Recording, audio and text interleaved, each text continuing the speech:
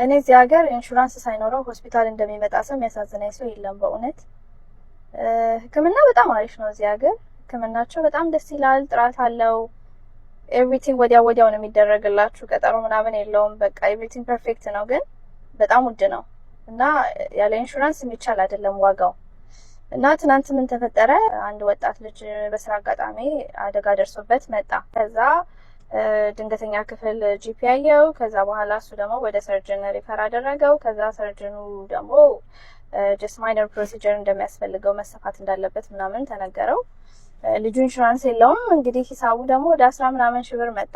ልጁ ደግሞ እኔ አቅም የለኝም መክፈል አልችልም አለ እና በጣም ተጨናነቀ። በቃ ኢንሹራንስ የሌላቸው ታካሚዎች ሲመጡ በተለይ ህፃን ልጅ ታሞባቸው መክፈል ሳይችሉ እኔ በጣም ነው የሚያሳዝኑኝ። እውነት ለመናገር አስቀንሱላቸው፣ የራሳቸው አይደለ። በጣም ከባድ ነው እና ጀስት ደሙን አቆምንለት ምናምን እና ወደ መንግስት ሆስፒታል እንዲሄድ ሪከመንድ አደረግ ነው።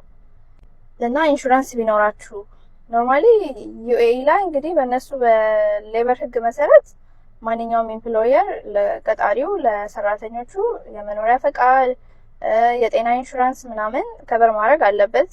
ግን ያው አንዳንድ ፕራይቬት ካምፓኒዎች ደግሞ ለሰራተኞቻቸው የጤና ኢንሹራንስ አይገቡላቸውም፣ ከበር አያደርግም እና በዛ ሰዓት እኛ ግን የራሳችንን ኢንሹራንስ መግባት አለብን ብዬ አስባለሁ። ኢንሹራንስ የሌላችሁ ሰዎች የጤና ኢንሹራንስ በተለይ በጣም ጠቃሚ ነገር ነው። ስራ ላይ ምን እንደሚያጋጥመን አናውቅምና ኢንሹራንስ የት እናገኛለን የምትሉኝ ከሆነ ማስታወቂያ እየሰራው አይደለም፣ ግን እኔ ስለተጠቀምኩበት እናንተም እንድትጠቀሙ በተለይ የኢንሹራንስ ገበያ አለ። ኢንሹራንስ ማርኬት .ae በጣም አሪፍ ናቸው።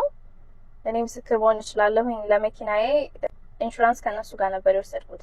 የትኛው ኢንሹራንስ ልሂድ ምናምን ብላችሁ መጨናነቅ አይጠበቅባችሁም። የጤና ኢንሹራንስ፣ የላይፍ ኢንሹራንስ አላቸው፣ የቢዝነስ ኢንሹራንስ አላቸው፣ ቢዝነሳችሁን ብትከስሩ ምናምን የሁሉም አይነት ኢንሹራንስ አላቸው። እነሱን ኮንታክት አድርጓቸው። የጤና ኢንሹራንስም ብዙ አይነት የኢንሹራንስ ካምፓኒዎች አለ። እሱን ዝርዝሩን ከነዋጋው ካላቸው ቤኔፊት ምን ኬዝ ከበር እንደሚያደርግ ኤቭሪቲንግ ሊስት አድርገው ይልኩላችኋል። እናንተ ደግሞ መርጣችሁ አፈርድ የምታደርጉትን ኢንሹራንስ ትገባላችሁ ማለት ነው። ኢንሹራንስ ቢኖራችሁ ጥሩ ነው። በካሽ የዚህን ሀገር ሕክምና ከፍላችሁ አችሉትም። ኢንሹራንስ ካላችሁ ግን ቀለል ይላል ለማለት ነው።